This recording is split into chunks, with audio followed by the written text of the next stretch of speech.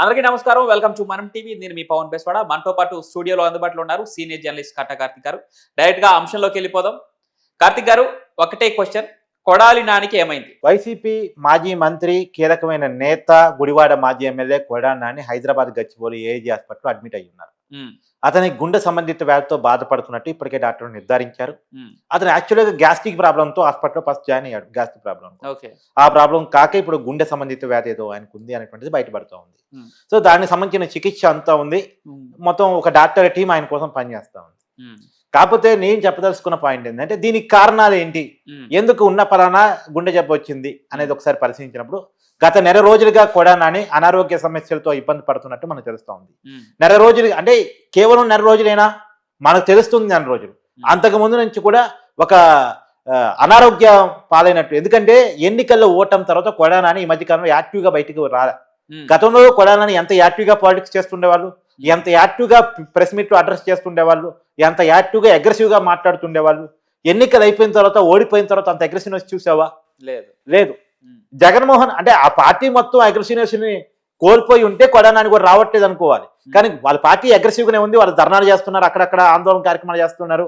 Even వాళ్ళ party అధినేత జగన్మోహన్ రెడ్డి గారు కూడా అదపా కార్యక్రమాలకు వస్తా ఉన్నారు. కానీ కొడా నాని ఎక్కడ పెద్దగా కనపట్టలేదు. అవును. ఈవెన్ వల్లభని వంశీ అరెస్ట్ అయినప్పుడు కూడా, ఎందుకంటే వల్లభని వంశీ అనే పాయింట్ నేను ఎందుకు తీస్తున్నా అంటే అతని స్నేహితుడు, హ్మ్. ప్రాణ స్నేహితుడా, మామూలు స్నేహితుడా పక్కన పెట్టేస్తే స్నేహితుడు. హ్మ్. స్నేహితుడు అరెస్ట్ అయినప్పుడు వెంటనే బయటకు వచ్చేసి అరెస్టును ఖండించారు. కానీ ఆ రోజు పెద్ద ఖండనం చేయలేదు. ఒక సోషల్ మీడియాలో పోస్ట్ పెట్టారు. అప్పుడు కూడా ఎప్పుడు పొద్దున పూట అరెస్ట్ అయితే ఈవినింగ్ పోస్ట్ పెట్టారు. హ్మ్. నిజానికి ఆ కుటుంబం రోడ్డు మీదకి వచ్చినప్పుడు, ఆడబిడ్డ రోడ్డు మీదకి వచ్చినప్పుడు ఓదార్చడానికి వస్తారో అని అందరూ అనుకున్నారు. ఈవెన్ విజయవాడ తీసుకొచ్చినప్పుడు పోలీస్ స్టేషన్ కాడో, లేదో కోర్టు కాడో, లేదా హాస్పిటల్లో వైద్య పరీక్షలు చేపించే కాడ ఎక్కడో చాట ఎదురయ్యి ఓదార్స్తాడు అని అందరూ అనుకున్నారు. కానీ ఎక్కడా కూడా నాకు కనపడలేదు. ఎందుకు కనపడలేదు అనేది పెద్ద మీమాంస. కాకపోతే గత కొన్ని రోజులుగా కూడా నాని మనోవేదనకు గురవుతున్నట్టు తెలుస్తా ఉంది. మనోవేదన కారణం ఏంటంటే వరుసగా కేసులు నమోదవుతున్నాయి. గతంలో అంటే సహజంగా ఏంటంటే అధికారం పోయిన తర్వాత మనసి బలహీనత అవుతారు.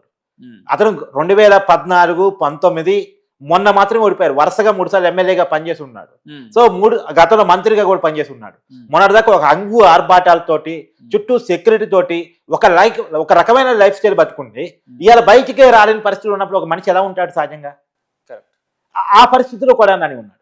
ఇప్పుడు తెలియని అనారోగ్యం మీద పడింది. తెలియని ప్రెజర్స్ మన మీద పడ్డప్పుడు తెలియని అనారోగ్యం మన మీదకి వస్తుంది. మనకు తెలియకుండా మన బాడీలో దాక్కున్న రోగాలన్నీ ఒక్కసారిగా బయటకు వచ్చి పడతాయి. మనం యాక్టివ్గా ఉన్నంతకాలం అవి కనపడవు.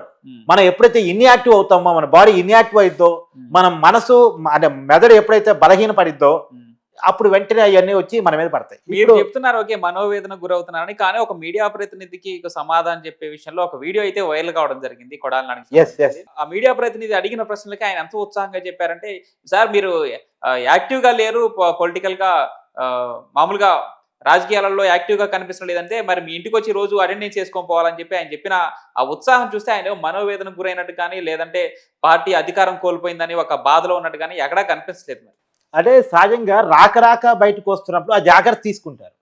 ఏదో ఆ గాంభీర్యత్వాన్ని కోల్పోయినట్టు కనపడితే బయట వెక్కిరింపులు ఎక్కువ అవుతాయి కదా, బయట పంచు డైలాగులు ఎక్కువైతే సోషల్ మీడియాలో ట్రోల్స్ గురవుతారు. కాబట్టి కొన్ని జాగ్రత్తలు తీసుకునే మాట్లాడే ప్రయత్నం చేస్తారు. మనోవేదన మొత్తం 4 గోడల మధ్య ఉంది. ఖచ్చితంగా అంతే ఉంచుతారు. నాయకులు చాలా స్ట్రాటజీగా బతుకుతూ ఉంటారు. వాళ్ళ లోపల పడేటువంటి బాధలు ప్రపంచం మొత్తాన్ని చూపించారు వాళ్ళు.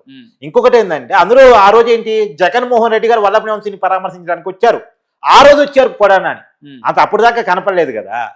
సరే, ఇంకోటి ఏంటంటే రాజకీయాల్లో ఉద్యోగాలు, సెలవులు లేక ఉద్యోగాలు కాబట్టి రాజకీయాలు ఎప్పుడు యాక్టివ్గా ఉండాల్సిందే. అధికారం ఉన్నా లేకపోయినా, ఎమ్మెల్యే పోస్ట్ ఉన్నా లేకపోయినా రాజకీయాలు యాక్టివ్గా ఉండాల్సిందే. ప్రజా జీవితంలోకి వచ్చినప్పుడు ప్రజల కోసం బతకాల్సింది. అలా ఉంటేనే రాజకీయాల్లో ఉండాలి. దాంట్లో మాకు ఉద్యోగం తీసేశారు కదా అందుకే ఇంట్లో కూర్చున్నా అంటే కుదరదు అది. సరే, ఆ వ్యాఖ్య అది పక్కన పెట్టేసి మరి నిజంగా మరి కొడానా నిజంగా యాక్టివ్గా ఉండేవాడు అయి ఉంటే ఇప్పుడు వాళ్ళకి సంబంధించినటువంటి ఒక వ్యక్తి అరెస్ట్ అయ్యాడు ఈ మధ్యకాలంలో. అస్సాం తీసుకొచ్చి అరెస్ట్ చేసి జైల్లో పెట్టారు.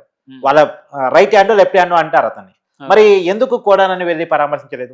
వాళ్ళ స్నేహితుడు వల్లభని వంశీ పోయినప్పుడు ఎందుకు పరామర్శించలేదు? కానీ కొడానానికి అర్థమవుతుంది, తన చుట్టూ గ్రౌండ్ వర్క్ చేస్తున్నారు, తన చుట్టూ మూసేస్తున్నారు.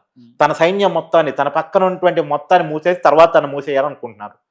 కొడానానికి అర్థమైపోతుంది స్టెప్ బై స్టెప్ ఏం జరుగుతుంది అనేది కొడానానికి అర్థమైపోతా ఉంది.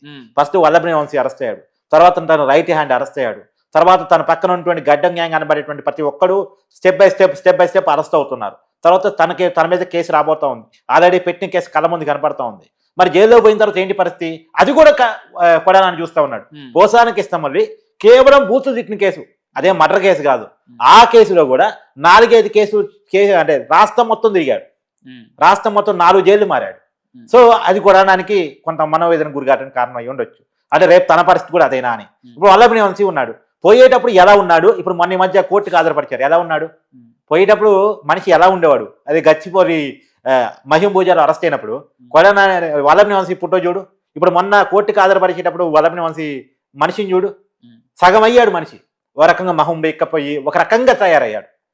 అంటే సహజంగా జైలు జీవితం వేరు కదా, బయట వాళ్ళ బతికే లైఫ్ స్టైల్కి జైలు జీవితం వేరు కదా.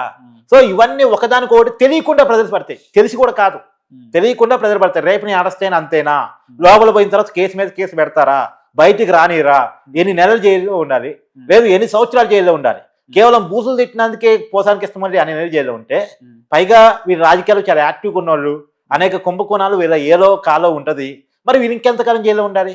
సో ఈ కటకడాల కష్టాలే ఆయన మనోవేదన గురి చేసి ఖచ్చితంగా ఇలాంటి కష్టాలు. అంటే ఇంకోటి ఏంటంటే అతను దీర్ఘకాలంగా అనేక అనారోగ్యంతో బాధపడుతున్నాడు అనేటువంటిది ఆయన చుట్టుపక్కల వాళ్ళు చెప్పే సమాచారం. అథెంటిక్ గా మనం అతను వైద్య పరీక్షలు చూసి రిపోర్ట్స్ చూసి మనం చెప్పట్లేదు, కానీ మనకి ఎవరో పొలిటికల్ లీక్స్ ద్వారా వాళ్ళు ఇస్తున్నటువంటి సమాచారం. ఒకవేళ అది నిజం అయినా కాకపోయినా ఇప్పుడు ఒక్కసారిగా అధికారం పోయిన తర్వాత, పాత లైఫ్ స్టైల్కి డిఫరెంట్ లైఫ్ స్టైల్లో బతకాల్సి వచ్చిన తర్వాత, జైలుకి పోతానన్నది కళ్ళ ముందు కనపడుతున్న తర్వాత, జైలుకి పోయిన తర్వాత ఏం జరిగిద్దో కూడా తెలుస్తున్న తర్వాత, జైలుకి వెళ్ళిన జీవితం తన స్నేహితుల దగ్గర చూస్తున్న తర్వాత ఖచ్చితంగా ఇట్లాంటి ప్రాబ్లమ్సే వస్తాయి. అయితే దీని మీద కూడా బయట సోషల్ మీడియా చాలా పెద్ద చర్చ నడుస్తుంది, ఇది నిజమా కాదా, డ్రామా ఆడుతున్నాడా అని. ఎందుకు డ్రామా ఆడుతున్నాడా అని, మనం పోసానికి ఇష్టమల్లి హార్ట్ అటాక్ రాకుండా నాకు వచ్చిందని చెప్పాడు కాబట్టి. తర్వాత గతంలో కూడా అవినాష్ రెడ్డి అరెస్ట్ చేసే టైంకి వాళ్ళ అమ్మకి అనారోగ్యం పేరు చెప్పేసి కన్నూరు హాస్పిటల్లో దాక్కున్నాడు కాబట్టి, ఇలాంటివి ఏమన్నా ఇక్కడ కూడా జరుగుతున్నాయా అనే ఒక అనుమానం కలుగుతా ఉంది. కాకపోతే ఏంటంటే అనుమానించొద్దు, పాపం నమ్ముదాం, కొంతకాలం నమ్ముదాం, కొంతకాలం తర్వాత నిజమేందో తెలిసిద్ది. నమ్మినా సరే ఓపెన్ హార్ట్ సర్జరీ అయినా, స్టంట్ వేసిన కేసులు మాత్రం ఫేస్ చేయాల్సింది. ఎందుకు? ఇది ప్రజల డబ్బు కాబట్టి. Thank you so much.